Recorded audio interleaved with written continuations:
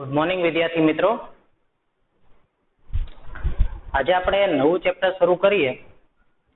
Chapter number 6 વિદ્યુત ચુંબકીય પ્રેરણ. તો વિદ્યુત ચુંબકીય પ્રેરણ શરૂ કરીએ એ પહેલા આપણે એક નવી તો નહીં પણ આપણે જે ભણી ગયા વિદ્યુત ફ્લક્સ, પછી આપણે આગળના ચેપ્ટરમાં ભણી ગયા હતા ચુંબકીય ફ્લક્સ. ફરી પાછું આ ચેપ્ટરમાં એક તમે 2-3 પેજ ફેરવશો એટલે નાનો એવો એક ટોપિક આવે છે ફરી પાછું ચુંબકીય ફ્લક્સ. તો એનો એ ટોપિક પાછો કોઈ લેવાનો કોઈ મતલબ નથી, પણ તેમ છતાંય અત્યારે આ ચેપ્ટરની અંદર આપણે ચુંબકીય ફ્લક્સ એનો ઘણી બધી અલગ અલગ રીતે ઉપયોગ કરવાનો હોવાથી હું તમને પાછું એકવાર રિવિઝન કરાવી દઉં ચુંબકીય ફ્લક્સ, અને પછી આપણે આ ચેપ્ટર શરૂ કરીએ. તો જો તો આપણે પેલા જે કોન્સેપ્ટ લેવો છે એ છે ચુંબકીય ફ્લક્સ.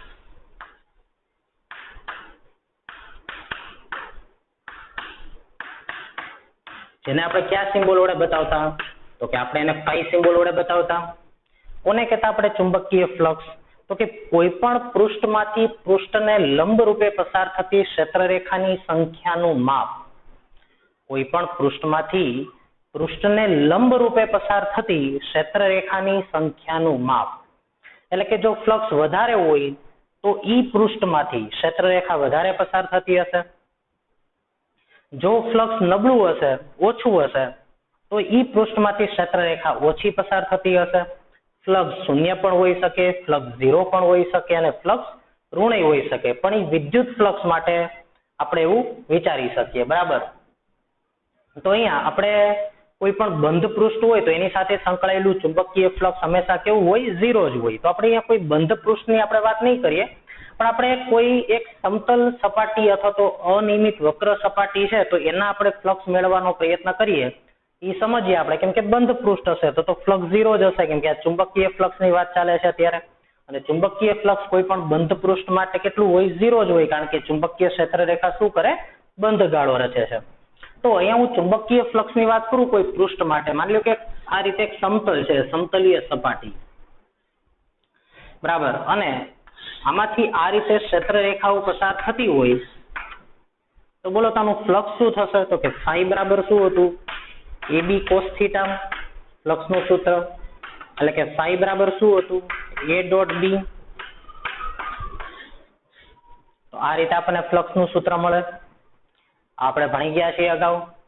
અહીંયા તમે જોઈ શકો આકૃતિની અંદર આ જે સમતલીય સપાટી છે ને, અને ચુંબકીય ક્ષેત્ર પણ કેવું છે? નિયમિત ચુંબકીય ક્ષેત્ર છે, અચળ ચુંબકીય ક્ષેત્ર છે. અને અહીંયા તમે જોઈ શકો ક્ષેત્રફળ સદિશને હું A કહી દઉં અને ચુંબકીય ક્ષેત્ર સદિશને હું B કહી દઉં. બે વચ્ચેનો ખૂણો 0 છે, તો અહીંયા ફાઈ બરાબર AB cos 0 આવશે. પણ માનો કે આ પૃષ્ઠ છે આમ હોવાની બદલે છે આમ હોત તો A અને B વચ્ચેનો ખૂણો θ હોત તો ફ્લક્સ આપણે AB cos θ લખત. પણ આ સૂત્ર ક્યારે આવશે? ફ્લક્સ ફાઈ બરાબર A.B. તો કે આ સૂત્ર ત્યારે આવતું હતું કે જ્યારે અચળ ચુંબકીય ક્ષેત્ર હોય, નિયમિત ચુંબકીય ક્ષેત્ર હોય અને સમતલીય સપાટી હોય ત્યારે તમે આ સૂત્રનો ઉપયોગ કરી શકો. પણ માનો કે કોઈ વક્ર સપાટી હોય તો, અથવા તો અનિયમિત ચુંબકીય ક્ષેત્ર હોય તો, અથવા તો બે વસ્તુ હાજર હોય તો અનિયમિત ચુંબકીય ક્ષેત્ર હોય કે સમતલ સપાટી ન હોય પરંતુ વક્ર સપાટી હોય, અથવા તો બંને વસ્તુ પોસિબલ હોય કે વિદ્યુત ક્ષેત્ર ચુંબકીય ક્ષેત્ર અનિયમિત હોય, સપાટી વક્ર હોય, તો ત્યારે આપણે એના નાના નાના દરેક ખંડો સાથે સંકળાયેલું ફ્લક્સ મેળવી અને એનો આપણે સરવાળો કરવો પડતો હતો. તો કઈ રીતે આપણે કરતા હતા? માની લો કે હું એક વક્ર સપાટી દોરી નાખું, માની લો કે અર્ધ ગોળા જેવી. બરાબર. અને આ રીતે જો ચુંબકીય ક્ષેત્ર હોય, અહીંયા હું નિયમિત ચુંબકીય ક્ષેત્ર લઉં છું, બની શકે અનિયમિત પણ હોઈ શકે. તો મારે આના દરેક નાના નાના ખંડો માટે વાત કરવી પડશે. તો આ ખંડને હું કહી દઉં ડેલ્ટા A1, અને આ બિંદુ પાસે જો તો ચુંબકીય ક્ષેત્ર આ દિશામાં છે, બે વચ્ચેનો ખૂણો માની લો કે θ1 છે. બરાબર. તો આવા દરેક ખંડો માટે સંકળાયેલું તમારે ફ્લક્સ મેળવી અને એનો તમારે સરવાળો કરો તો તમને કુલ ફ્લક્સ મળી જશે. તો આપણે શું લખતા હતા એના માટે યાદ કરો તો કે ભાઈ કોઈ એક સૂક્ષ્મ ખંડ સાથે સંકળાયેલું ફ્લક્સ ડેલ્ટા ફાઈ એના બરાબર શું હોય? તો કે B ડોટ ડેલ્ટા F. તો આ સૂક્ષ્મ ખંડ સાથે સંકળાયેલું ફ્લક્સ થયું. તો આવા દરેક ખંડો સાથે સંકળાયેલું કુલ ફ્લક્સ જો મારે મેળવવું હોય તો શું કરવું પડે? માની લો કે પેલો ખંડ અહીંયા હું લખી નાખું B1 dot delta A1 plus બીજા ખંડ અહીંયા વિચારી લઈએ આપણે એની બાજુમાં ત્રીજો ખંડ વિચારી લઈએ. આવા સમગ્ર ખંડોમાં આપણે સપાટીને વેચી દઈએ તો B2 ડોટ ડેલ્ટા A2, એવી રીતે B3 ડોટ ડેલ્ટા A3,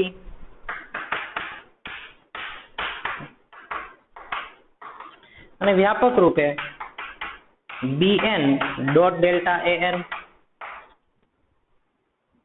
હવે અહીંયા થોડુંક તમે વિચારી જો કે અમે B1 B2 B3 B4 BN એટલા માટે લખ્યા છે કે ચુંબકીય ક્ષેત્ર સમાન ન પણ હોય અને હોય પણ ખરા. અહીંયા સમાન ચુંબકીય ક્ષેત્ર છે તો અહીંયા B ખાલી લખશો તો ચાલશે. B delta A1, B delta A2, B delta A3, B delta A4, BN delta AN. પણ ચુંબકીય ક્ષેત્ર પણ અસમાન હોય. આપણે તો વ્યાપક કેસ લઈએ છીએ તો વ્યાપક કેસમાં આવું પણ હોઈ શકે, અને તેથી આ બધાનો સરવાળો કરી નાખીએ તો આવા બધા જ પૃષ્ઠખંડોનો સરવાળો, બધા જ પદોનો સરવાળો BI ડોટ ડેલ્ટા AI. તો આવી રીતે આપણને કુલ ફ્લક્સ મળી જશે. અને માનો કે વધારે અનિયમિત સપાટી હોય અથવા તો ચુંબકીય ક્ષેત્રમાં બહુ ઝાઝો ફેરફાર થતો હોય, વધારે અનિયમિત ચુંબકીય ક્ષેત્ર હોય તો આપણે બહુ સૂક્ષ્મ ખંડો વિચારવા પડે ને આવો સરવાળો શેમાં પરિણમે? સંકલનમાં. અને તો પછી એકદમ સૂક્ષ્મ ખંડ જો આપણે વિચારવા પડતા હોય તો આ સૂત્રને હું આવી રીતે લખી શકું. જો તો phi બરાબર ઇન્ટિગ્રેશન B ડોટ DS અથવા તો DA. DA એટલે નાનો એવો પૃષ્ઠખંડ, જે આપણે DS લખતા અગાઉના ચેપ્ટરમાં, અહીંયા મેં DA લખ્યા છે. અને સમગ્ર પૃષ્ઠ કે જે તમે વિચાર્યું છે એની ઉપરનું પૃષ્ઠ સંકલન. તો આવી રીતે આપણે અલગ અલગ જગ્યાએ ફ્લક્સ મેળવતા હતા, બરાબર. તો જેની આપણે અગાઉના ચેપ્ટરમાં પણ વાત કરી, આ ચેપ્ટરમાં પણ આપણે પાછું યાદ કરી લીધું. અહીંયા હવે ફ્લક્સ જે છે એને લગતા કેવા કેવા સવાલ આવી શકે તો એની પણ આપણે ચર્ચા કરી હતી. એ પણ આપણે ફટાફટ એકવાર એનું રિવિઝન કરી લઈએ.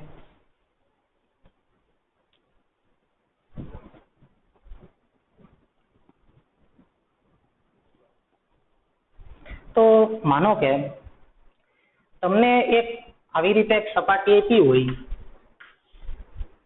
એક રિંગ છે માની લો કે આવી રીતે, બરાબર. ઈ આ સમતલમાં છે, જો તો આ સમતલમાં પંખો ફરે ઈ સમતલમાં, અને એનો એરિયા વેક્ટર માની લો કે હું આ રીતે બતાવી દઉં, અને ચુંબકીય ક્ષેત્ર માની લો કે આ દિશામાં છે, સમાન ચુંબકીય ક્ષેત્ર આ રીતે. અને ઈ જે ચુંબકીય ક્ષેત્ર B છે ઈ ક્ષેત્રફળ સદિશ સાથે, બરાબર, આ ખૂણો જે છે મતલબ કે એક અક્ષ, આ ખૂણો તમને 37 ડિગ્રીનો આપ્યો છે. તો હવે તમારે અહીંયા ફ્લક્સ મેળવવાનું છે. તો કે આ રિંગ સાથે સંકળાયેલું ફ્લક્સ કેટલું, એટલે કે એમાંથી પસાર થતી ચુંબકીય ક્ષેત્ર રેખાઓની સંખ્યાનું માપ એટલે ફ્લક્સ. તો કરો તો તમે કઈ રીતે આવશે? સ્ક્રીન પોઝ કરીને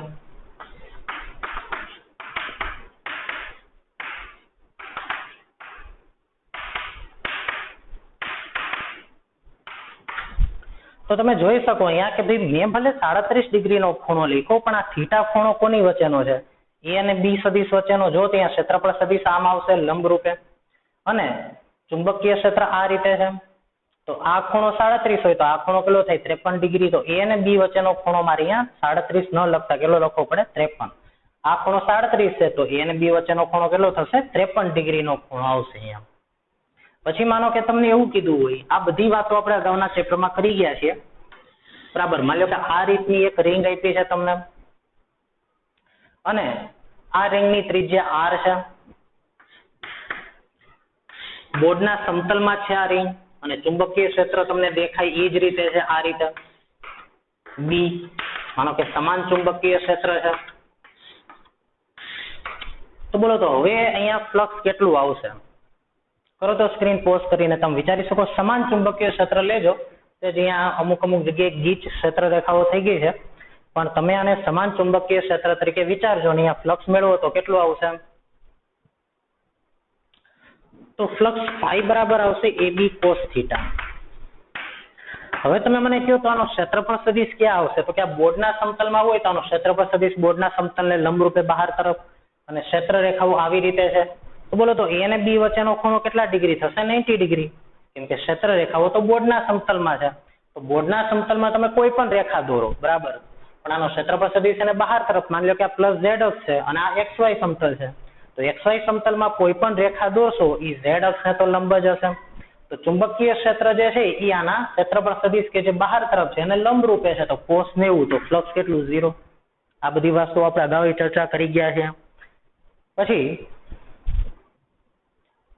આ બધા દાખલાની પ્રેક્ટિસ તમારે જ કરવાની છે. સ્ક્રીન પોઝ કરતા જાજો, પ્રેક્ટિસ કરતા જાજો આની.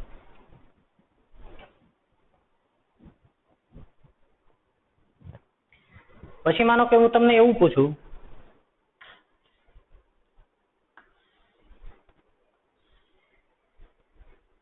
કે એક રિંગ છે જેની ત્રિજ્યા r છે અને એ રિંગ બોર્ડના સમતલમાં છે, જે તમને દેખાય છે. r ત્રિજ્યાની એક રિંગ છે અને આ એક મેની એક અક્ષ દોરી છે, ખાલી બીજું કઈ નથી. બરાબર, આ એક અક્ષ છે, માની લો કે આ y અક્ષ છે અને ચુંબકીય ક્ષેત્ર આટલા વિસ્તારમાં છે. આવી રીતે માનો કે ચુંબકીય ક્ષેત્ર છે, સમાન ચુંબકીય ક્ષેત્ર આવી રીતે છે.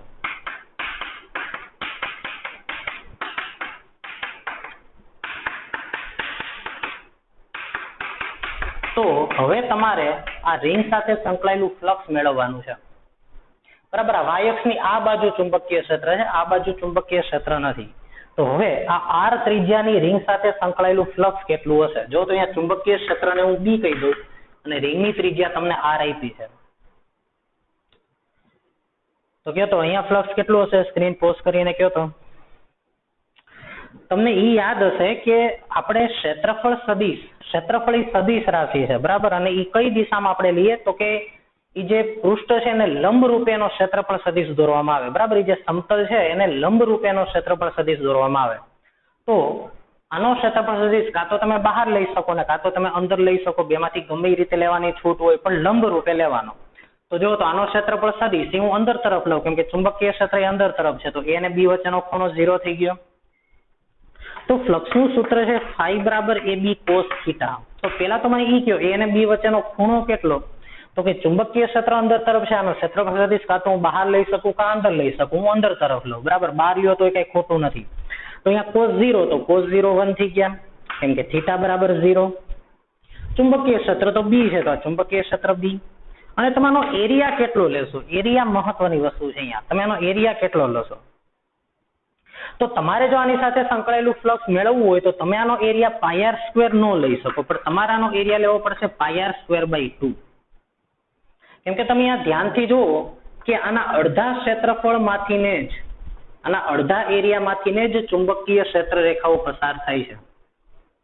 જો તમે આખો એરિયા લખો તો આખા એરિયામાંથી ચુંબકીય ક્ષેત્ર રેખા પસાર થઈ, એનો મતલબ એવો થયો. પણ અહીંયા તો અડધામાંથી જ પસાર થાય છે, તો આપણે લખવું પડશે પાઈ આર સ્ક્વેર બાય 2. તો આમ અહીંયા ફ્લક્સ બનશે cos 0 1, b ને b જ લખું, એને હું લખવાની ત્રિજ્યા r હોવાથી pi r square by 2 with multiply b. એટલે આ દાખલા ઉપરથી તમને ખબર પડી હશે કે ભાઈ આપણે જ્યારે ફ્લક્સ મેળવીએ છીએ ત્યારે આપણે એવું તો લખીએ છીએ કે ભાઈ a b cos થીટા, જેમાં થીટા એ અને b વચ્ચેનો ખૂણો છે, b એટલે ચુંબકીય ક્ષેત્ર છે, પણ a એટલે શું? a એટલે તો કે a એટલે એરિયા, પણ કયો એરિયા? તો કે રિંગ સાથે સંકળાયેલું ફ્લક્સ કીધું હોય તો આખા રિંગનો એરિયા નહીં, પણ એવો એરિયા કે જે એરિયામાંથી ચુંબકીય ક્ષેત્ર પસાર થાય છે અથવા તો ચુંબકીય ક્ષેત્ર રેખા પસાર થતી હોય એવો એરિયા અહીંયા આપણે લખીએ છીએ. એટલે હવે આ વસ્તુ તમારે મગજમાં રાખવાની કે ભાઈ જ્યારે તમે ફ્લક્સ મેળવતા હોય અને તમારે ફ્લક્સનું સૂત્ર ab cos θ એમ કરીને સીધો એરિયા લખી નથી નાખવાનો, તમારે ઈ કન્સિડર કરવું પડશે, તમારે ઈ ધ્યાનમાં રાખવું પડશે કે જેટલા વિસ્તારમાંથી ચુંબકીય ક્ષેત્ર રેખાઓ પસાર થતી હોય ઈ એરિયા તમારે અહીંયા લખવાનો હોય. બરાબર, રિંગનો એરિયા તો ખરા, પણ રિંગનો એવો એરિયા કે જે એરિયામાંથી ચુંબકીય ક્ષેત્ર રેખા પસાર થાય, આખો એરિયા પાઈ આર સ્ક્વેર. તો અહીંયા મેં શું લખ્યું? પાઈ આર સ્ક્વેર બાય 2. હજી કેવો દાખલો કરાવું તમને, જોવો તો આ બધી જ જે કાંઈ પણ હું તમને દાખલા કરાવું છું બધા કન્સેપ્ચ્યુઅલ, બરાબર, કન્સેપ્ટ ઉપરના દાખલા, બધાય દાખલાની તમારે આગળ ચેપ્ટર ચાલશે એમ જરૂર પડવાની છે. એટલે કોઈ પ્રકારની પ્રેક્ટિસ નથી કે કોઈ પ્રકારના વધારાના દાખલા નથી. મેઇન કન્સેપ્ટ ક્લિયર કરાવવા માટે આ બધાય દાખલા હું તમને કરાવું છું. આ દાખલા આવડશે તો જ ચેપ્ટરમાં તમે આગળ છે કોન્ફિડન્સ તમને આવશે. એટલે આ બધું જ તમારે વ્યવસ્થિત કરવાનું છે. ચાલો જો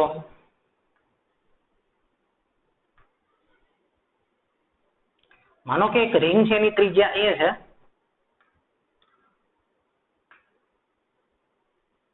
અને આ બી ત્રિજ્યાની જે રિંગ છે આમાંથી ચુંબકીય ક્ષેત્ર પસાર થયું. માની લો કે આટલામાંથી ચુંબકીય ક્ષેત્ર રેખાઓ પસાર થાય છે. બરાબર. તો આટલા વિસ્તારમાંથી ચુંબકીય ક્ષેત્ર પસાર થાય છે, પણ મેં તમને એવું પૂછ્યું કે એ ત્રિજ્યાની રિંગ સાથે સંકળાયેલું ફ્લક્સ મેળવો. બરાબર. આ છે ચુંબકીય ક્ષેત્ર બી. તો એ ત્રિજ્યાની રિંગનું ફ્લક્સ ફાઈ મેળવો. તો બોલો તો કેટલો હશે ફ્લક્સ એનું એ ત્રિજ્યાની રિંગનું? તો એ ત્રિજ્યાની રિંગ માટે પહેલા તો મને એ કહો કે બોલો એ ત્રિજ્યાની રિંગનો ક્ષેત્રફળ સદિશ અંદર અથવા બહાર લઈ શકાય? ચુંબકીય ક્ષેત્ર અંદર તરફ છે એટલે થીટા બરાબર 0 થઈ ગયા. બરાબર. ફાઈ બરાબર AB cos થીટા. ચુંબકીય ક્ષેત્ર મેં તમને બી આપી દીધું છે. એરિયા શું લેવો પડશે મારે? તો કે એરિયા એટલે એવો એરિયા રિંગનો કે જે એરિયામાંથી ચુંબકીય ક્ષેત્ર રેખા પસાર થાય. તો બોલો ચુંબકીય ક્ષેત્ર રેખા તો આટલામાંથી પસાર થાય તો મારે આટલો એરિયા લખવો પડશે. તો કયો એરિયા મારે લખવો પડશે? તો કે એરિયા બરાબર આવશે પાઈ ઇન્ટુ બી સ્ક્વેર. કેમ કે આટલા જ એરિયામાંથી ચુંબકીય ક્ષેત્ર રેખા પસાર થઈ એટલે રિંગનો જ એરિયા. બરાબર. રિંગ થી વધારે એરિયા નહીં લેવાનો, રિંગનો જ એરિયા, પણ એવો એરિયા કે જેમાંથી ચુંબકીય ક્ષેત્ર રેખા પસાર થાય છે. તો પાઈ ઇન્ટુ બી સ્ક્વેર. ચાલો હું ફ્લક્સ લખી નાખું. તો ફાઈ બરાબર શું આવશે? એની બદલે હું શું લખી નાખું? પાઈ બી સ્ક્વેર ઇન્ટુ બી અને cos 0 1 થઈ ગયા. તો પાઈ બી સ્ક્વેર ઇન્ટુ બી. છેલ્લો દાખલો એક કરીએ આપણે હવે.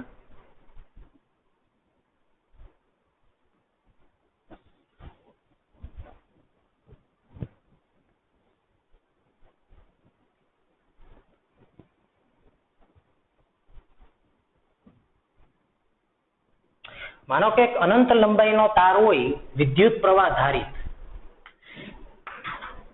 એક અનંત લંબાઈનો તાર છે આ વિદ્યુત પ્રવાહ ધારિત. એની બાજુમાં હું એક લંબચોરસ લૂપ રાખી દઉં. બરાબર.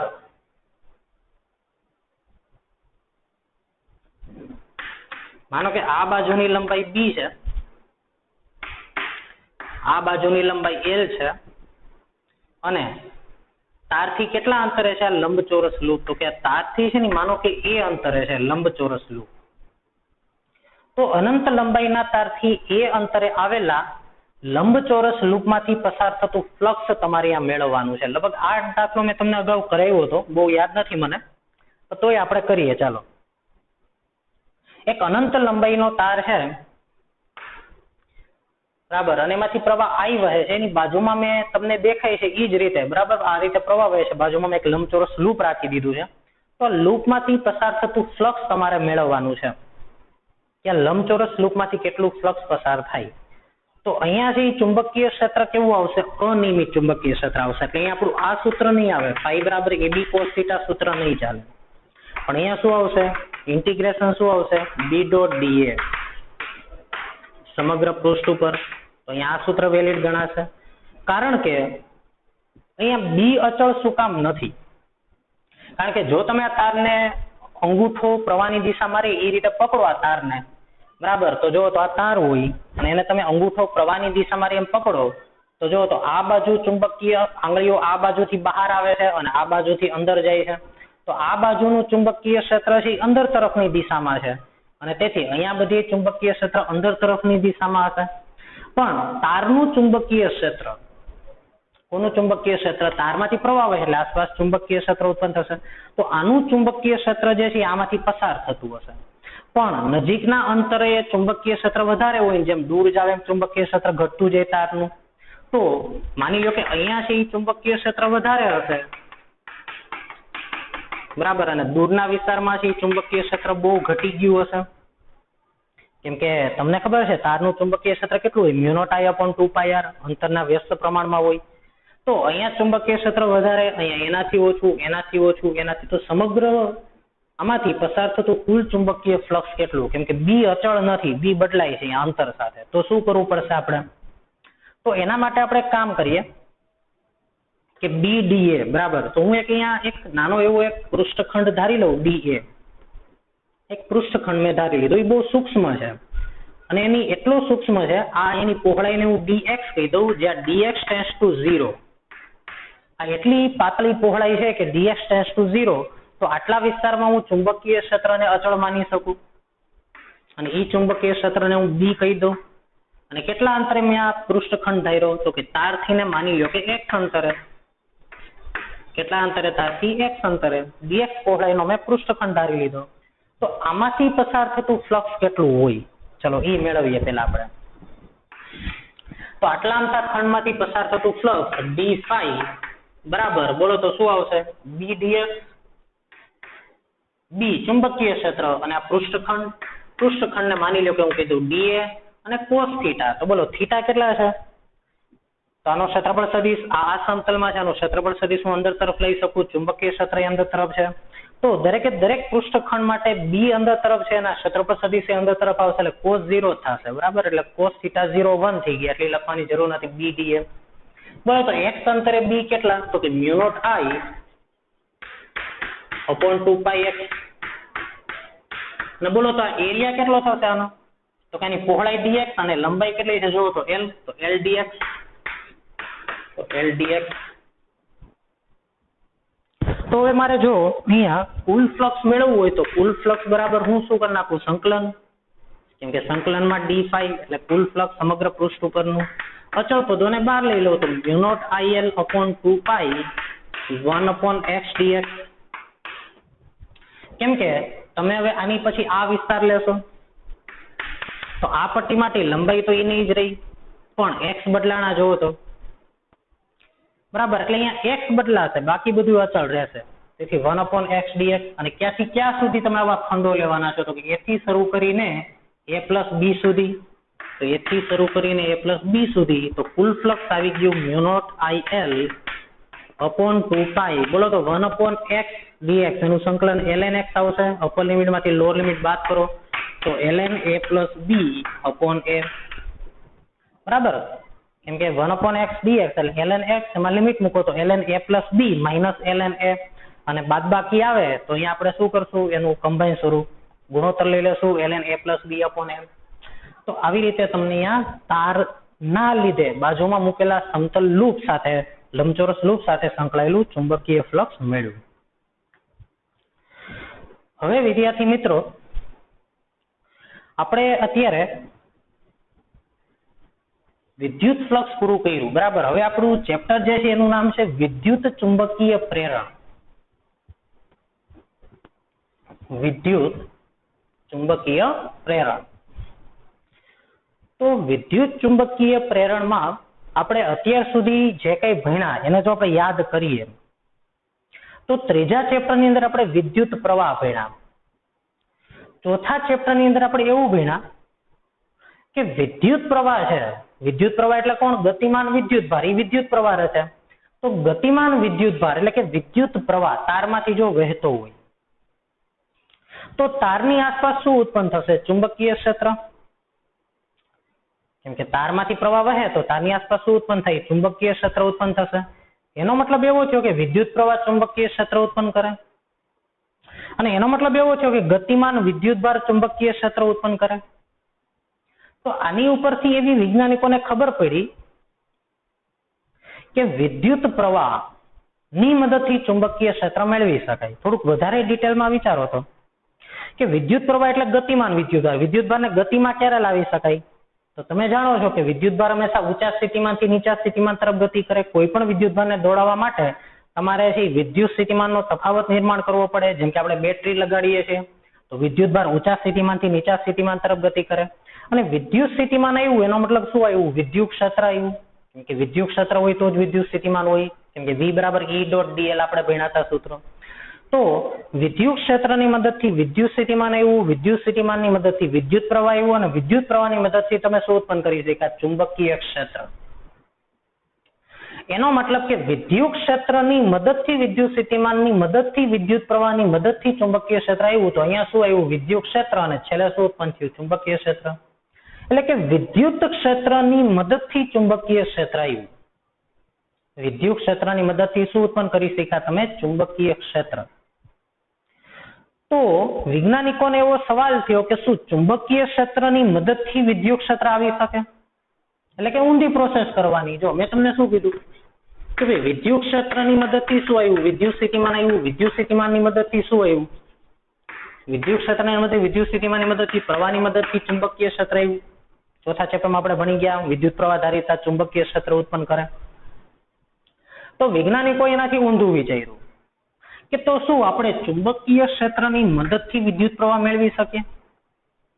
અને જો વિદ્યુત પ્રવાહ આવતો હોય તો પાકું વિદ્યુત સ્થિતિમાન હોય તો જ વિદ્યુત પ્રવાહ આવ્યો હોય, એટલે કે તમે વિદ્યુત સ્થિતિમાન મેળવી શક્યા ચુંબકીય ક્ષેત્રની મદદથી. અને વિદ્યુત સ્થિતિમાન તો જ આવે જો વિદ્યુત ક્ષેત્ર આવે તો, એટલે કે ઈ ની મદદથી જો તમે બી મેળવી શક્યા હોય તો બી ની મદદથી આપણે ઈ મેળવી શકીએ કે નહીં? શું કુદરત આ નિયમને મંજૂરી આપે છે કે કેમ? બરાબર, વિદ્યુત ક્ષેત્ર ચુંબકીય ક્ષેત્ર ઉત્પન્ન કરી શકે તો ચુંબકીય ક્ષેત્ર વિદ્યુત ક્ષેત્ર ઉત્પન્ન કરી શકે કે નહીં? બોલો, કુદરતનો આ નિયમ સત્ય છે કે કેમ? કુદરતમાં આ નિયમ સત્ય છે કે કેમ? આના વિશે બધા વૈજ્ઞાનિકો જે છે મથામણ કરતા હતા. આના માટે ઘણા બધા વૈજ્ઞાનિકોએ પ્રયત્ન કર્યા. જેમ કે ઓસ્ટેડે જયારે પ્રયોગ કર્યો ત્યારે એને રિવર્સ પ્રોસેસ પણ વિચારી હતી, એમ્પિયરે પણ વિચાર્યું હતું, ત્યારબાદ માઇકલ ફેરેડે, હેનરી મેક્સવેલ, બરાબર, ઘણા બધા વૈજ્ઞાનિકો છે આના માટે વિચારતા હતા.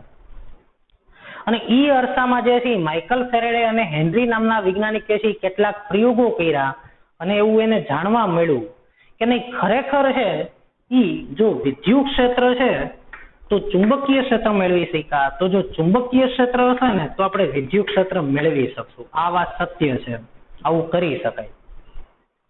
એટલે કે ગતિમાન વિદ્યુત ભાર, એટલે કે વિદ્યુત પ્રવાહની મદદથી ચુંબકીય ક્ષેત્ર આવી શકે તો ચુંબકીય ક્ષેત્ર જ્યાં હશે ને ત્યાં તમે વિદ્યુત પ્રવાહ પણ મેળવી શકશો. ઊંધી પ્રોસેસ પણ સાચી છે, બરાબર. એટલે કે વિદ્યુત ક્ષેત્રની મદદથી જો ચુંબકીય ક્ષેત્ર આવી શકે તો ચુંબકીય ક્ષેત્રની મદદથી વિદ્યુત ક્ષેત્ર લાવી શકાય. એના પ્રયોગો ઉપરથી એને ખબર પડી. હવે એને શું પ્રયોગો કર્યા તો આપણે ઈ સમજવાનું છે, બરાબર. પણ જયારે માઇકલ ફેરેડે જયારે પ્રયોગ કર્યો ચુંબકીય ક્ષેત્રની મદદથી એને જયારે વિદ્યુત ક્ષેત્ર, વિદ્યુત પ્રવાહ, વોલ્ટેજ મેળવી બતાવ્યા, ત્યારે બાકીના બધા લોકો એને સવાલ પૂછ્યો હતો કે ભાઈ તમે જે ચુંબકીય ક્ષેત્રની મદદથી વિદ્યુત પ્રવાહ લાવી શક્યા, વિદ્યુત પ્રવાહ લાવી શક્યા, વોલ્ટેજ લાવી શક્યા, વિદ્યુત ક્ષેત્ર ઉત્પન્ન કરી શક્યા, પણ ઈ વોલ્ટેજ બહુ નાના હતા, જેનો વ્યવહારમાં કોઈ ઉપયોગ થઈ શકે એમ હતો નહીં. બહુ નાના વોલ્ટેજ હતા, બહુ નાની ઉર્જા હતી એની.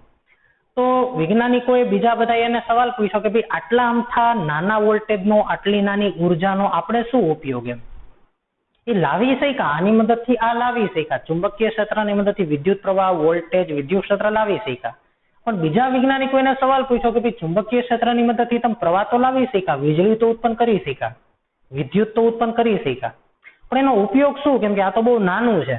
ત્યારે માઇકલ ફેરેડે એવો જવાબ આપ્યો હતો કે ભાઈ અત્યારે આજે એક્સપેરિમેન્ટ છે એ બહુ નાના પાયે છે, એટલે બહુ નાની ઉર્જા ઉત્પન્ન કરી શક્યા. કેમ જાણે કોઈ જન્મેલું બાળક હોય તો એનો ઉપયોગ શું? પણ જન્મેલું બાળક છે મોટું થઈ અને દેશનો રાજા પણ બની શકે, બહુ મહાન કાર્યો પણ કરી શકે અને હજારો લોકો, લાખો લોકોની ફાયદો પણ પહોંચાડી શકે.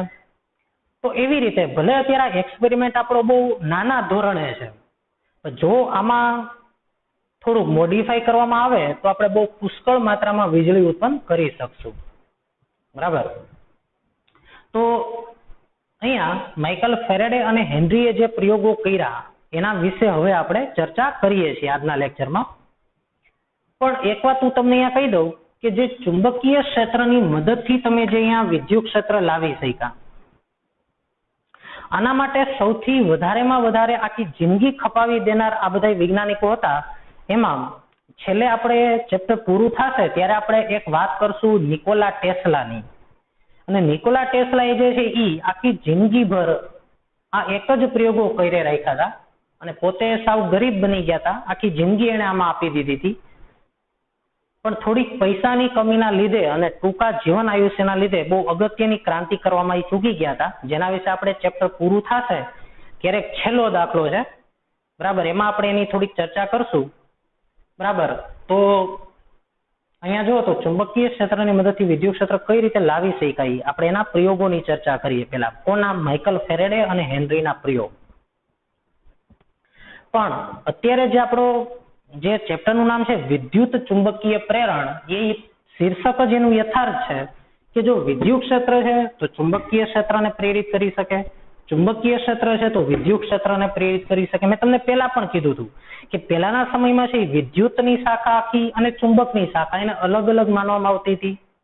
પણ મેં તમને કીધું એ પ્રમાણે આ બધા વૈજ્ઞાનિકોએ જે પ્રયોગો કર્યા એની ઉપરથી એને ખબર પડી કે આ વિદ્યુત ક્ષેત્ર અને ચુંબકીય ક્ષેત્ર એટલે વિદ્યુત અને ચુંબક અલગ અલગ નથી. એ બે એકબીજા સાથે રિલેટેડ હોય, એકબીજાને જોડાયેલા હોય અને પછી એનો સંયુક્ત રીતે અભ્યાસ કરવાનો શરૂ થયો અને માટે જ આપણા ચેપ્ટરનું નામ છે વિદ્યુત ચુંબકીય પ્રેરણ. બરાબર. વિદ્યુત ચુંબકીય પ્રેરણ એટલે કે વિદ્યુત છે એ ચુંબકને પ્રેરિત કરી શકે અને એવી જ રીતે ચુંબક છે એ વિદ્યુતને પ્રેરિત કરી શકે. બરાબર. તો ચાલો આપણે હેનરી અને માઇકલ ફેરેડેના પ્રયોગો કરીએ.